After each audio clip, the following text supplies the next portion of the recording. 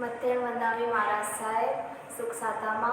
मेरा नाम श्री भक्ति नागेश पुल्ली है और मैं साउथ इंडियन हूँ।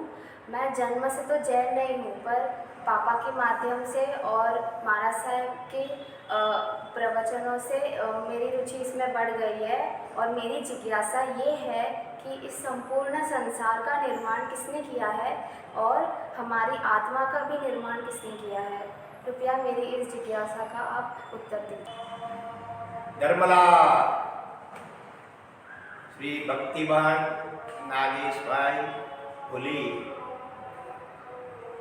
आपको बहुत बहुत धन्यवाद है कि आप जन्म से जैन नहीं होते हुए भी, दक्षिण भारत के मूल निवासी होते हुए भी आपको ऐसी जिज्ञासा हुई है कि इस संसार को किसने बनाया, इसका निर्माण किसने किया, और साथ में हम जो आत्मा हैं उसका भी निर्माण किसने किया है, उसका प्रत्युत्तर देने से पहले मैं फिर से आप पूरे परिवार को धन्यवाद देना चाहूँगा, क्योंकि आप कुल 3 बहनें हैं और आपके माता पिता सभी पांचों पिछले 4-5-6 सालों से जैन धर्म का अच्छी तरह पालन कर रहे हैं।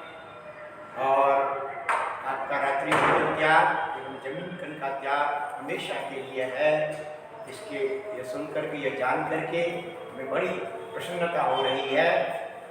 और अभी आपके प्रश्न का जवाब सुन लीजिए। हमारे तीर्थंकर परमात्मा जो सर्वज्ञ थे, त्रिकाल ज्ञानी, संपूर्ण ज्ञानी थे, सर्वदर्शी थे, उन्होंने केवल ज्ञान के प्रकाश में देखा है कि संसार को बनाने वाला कोई नहीं है। यह संसार अनादि अनंत है, परमानेंट है, नित्य है, शाश्वत है। अनादि माने जिसकी आदि, शुरुआत अथवा प्रारंभ नहीं है, और अनंत माने जिसका अंत अथवा नाश अथवा प्रलय कभी भी संपूर्ण रूप से होने वाला नहीं है। यह संसार अनादि अनंत है और कोई भगवान या ईश्वर इस संसार को बनाने वाला नहीं है। अगर मानो अगर कोई ईश्वर ने, भगवान ने बनाया हो, तो फिर यह प्रश्न होता है उस ईश्वर या भगवान को बनाने वाला कौन? अगर दूसरा को तीसरा मानेंगे तो फिर उसको बनाने वाला कौन? इस तरह प्रश्नों का अंत ही नहीं आएगा। कहीं ना कहीं तो हमको मानना पड़ेगा कि भाई वह ईश्वर या भगवान परमानेंट है, नित्य है, शाश्वत है। तो दूसरा प्रश्न यह भी खड़ा होता है कि ईश्वर या भगवान तो दया के सागर होते हैं, तो फिर अगर उन्होंने इस संसार का सर्जन अथवा निर्माण किया हो, तो इस संसार में इतने सारे जीव दुखी कई प्रकार से दुखी क्यों है? ईश्वर दयालु है, उसको तो चाहिए कि सभी जीवों को ऐसी सद्बुद्धि पहले से प्रदान करनी चाहिए थी कि कोई दुष्कर्म अथवा पाप करे ही नहीं, ताकि उनको किसी प्रकार का दुख भुगतना ही न पड़े। लेकिन हम देखते हैं संसार में कितने जीव कई प्रकार के पाप कर्म भी करते हैं और कई प्रकार के दुखों को भी भुगतते हैं। तो तर्क से, लॉजिक से भी विचार करें तो भी यह बात दिमाग में नहीं बैठ सकती है किसी भगवान या ईश्वर ने बनाया है। तो वास्तव जैन दर्शन के मुताबिक तो यह संसार, there is no beginning and there is no end of this universe. It is permanent, it is eternal. समझ में आया? तो इसी तरह हम जो आत्मा है वह भी परमानेंट है, इटर्नल है। आत्मा को भी किसी ने बनाया नहीं है। और इस बात में तो भगवद गीता कहो, वेद पुराण उपनिषद आदि भी साक्षी रूप में आई कि नैनम छिन्नन्ति शस्त्राणि रचैनम रहति पावक रचैनम ग्लेदयन्त्यापो न शोषयति मारुत। भगवद गीता का यह श्लोक है जिसमें कहा है यह जो आत्मा है इसको शस्त्र अस्त्र भी छेद नहीं कर सकते हैं, इसको पानी भी डूबो नहीं सकता है, पवन भी इसको सोख नहीं सकता है, अग्नि भी इसको जला सकती नहीं है। यह अडाह्य है, परमानेंट ध्रुव है, अजर अमर और अविनाशी है। तो आत्मा भी अनादि अनंत है और संसार भी अनादि अनंत है।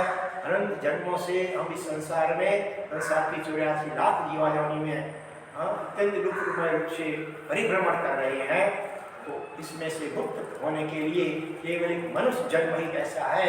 अगर जीव ऐसी अंतर्मुख होकर के आत्म साधना करे, ज्ञान ध्यान भक्ति के द्वारा, जप के द्वारा, ईश्वर के नाम स्मरण वगैरह के द्वारा, तो अपने जो पाप कर्म है उसको साफ करके अगर वो कुछ ही जन्मों के अंदर परम मुक्ति को पा सकता है। ठीक है, तो आपके प्रश्न का जो जवाब था इसका ये प्रत्युत्तर है। प्रश्न का प्रत्युत्तर यही है। और दूसरी बात यह भी है कि फिर अगर आत्मा शाश्वत नित्य है तो फिर ये मृत्यु होती है वो क्या है? तो मृत्यु तो शरीर से आत्मा अलग होती है, एक शरीर को छोड़ करके दूसरे शरीर में जाती है, इसको व्यवहार में मृत्यु कहते हैं। बाकी आत्मा का नाश नहीं है। इसके लिए तो कई प्रमाण हैं, हिप्नोटिज्म के द्वारा और पूर्व जन्म की स्मृति भी कराई जाती है, पास्ट लाइफ रिग्रेशन थेरापी के द्वारा भी पूर्व जन्म की स्मृति होती है। कितने छोटे छोटे बच्चों को भी अगला जन्म याद आ जाता है। तो इसी प्रमाणों से भी सिद्ध होता है कि आत्मा शाश्वत है, नित्य है।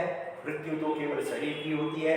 जैसे अब एक घर बदल करके दूसरे घर में जब भी जाते हैं, एक वस्त्र को बदल करके दूसरे वस्त्र में पहनते हैं, इसी प्रकार से अपना आयुष्य समाप्त होने पर शरीर रूपी घर को छोड़ करके हम दूसरे शरीर रूपी घर में जाते हैं। लेकिन आत्मा जो है वो नित्य है, परमानेंट है, शाश्वत है। ठीक है, फिर से खूब खूब धन्यवाद ऐसा अच्छा प्रश्न करने के लिए। और हम चाहते हैं कि पूरे भारत या पूरा वर्ल्ड में से 20-25 साल की उम्र वाले कोई भी विद्यार्थी भाई अथवा बहन अपने हृदय में जो भी ऐसी जिज्ञासाएं होती हो वो बिना संकोच से आप पूछ सकते हैं।